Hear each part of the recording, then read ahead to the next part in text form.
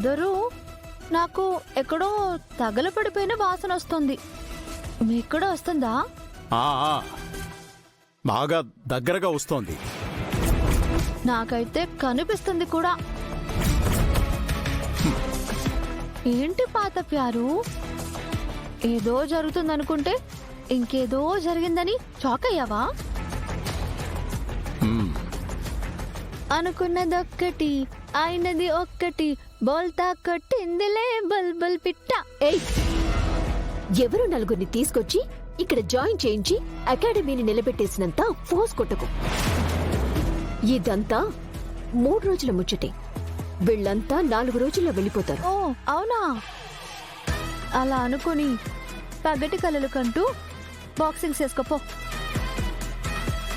చూడు పాత ప్యారు, నువ్వు అనుకున్నట్టుగా ఇక్కడ ఏం జరగదు. ఇక్కడ జరిగేదేంటో నాన్న చెప్పనా? రుద్ర సార్ వీళ్ళందరికీ మంచి ట్రైనింగ్ ఇచ్చి అందరినీ గెలిపించి ఆయన కూడా గెలుస్తారు. ఆయన గెలుపు చూసి నువ్వు కుళ్ళి కుళ్ళి ఏడుస్తావు. జరిగేది అదే. అది కూడా చూద్దాం. బాయ్ బాయ్ పాత ప్యారు.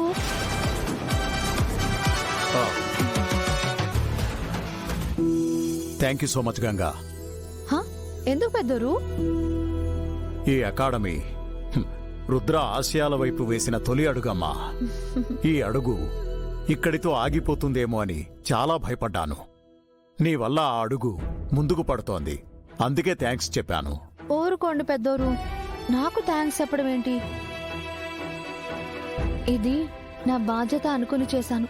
హా, లేదు అంటే నేను బలవంతం పెట్టడం వల్లే రుద్ర సార్ అగ్రిమెంట్ మీద సంతకం చేశారు, బాక్సింగ్ లోకి దిగారు.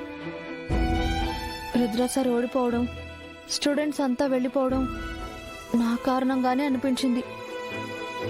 నేను బలవంతం పెట్టకుండా ఉండుంటే సార్ అసలు పోటీకి దిగేవారే కాదు, అప్పుడు ఏ గొడవ ఉండేది కాదు. అందుకే నా తప్పుకి ప్రాయశ్చిత్తంగా సార్కి ఈ మాత్రం చేయాలనిపించి వీళ్ళందరినీ తీసుకొచ్చాను.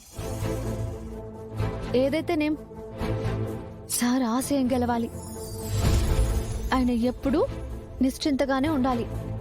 ఓడిపోయిన వ్యక్తిగా ఉండిపోవద్దు.